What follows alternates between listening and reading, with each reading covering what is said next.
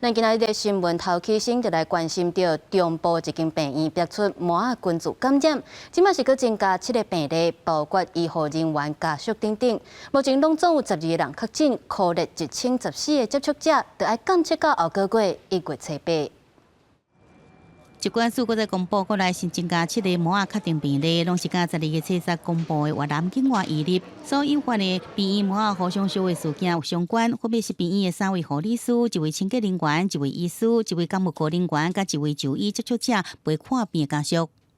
在他住急诊跟住病房的一个过程当中，那有接触到相关的一些工作人员，或是病人，或是陪病的一个家属。这个公务科的人员主要是因为他到急诊或是到病房里面去做一些相关的一些修缮的一些工作，那所以因为后来有产生症状，那我们也帮他做了一些采检，后来确诊是阳性。看一下整个互相烧的事件，包含进前所公布的指标个案，共班机确诊者以及后续病院相关确诊者10例，就已经总计12例确诊。卫生单位已经掌握相关接触者总共1014人。这摆互相烧的事件会监测到明年1月初8，全这病院也已经启动专医管工的麻疫苗注射计划。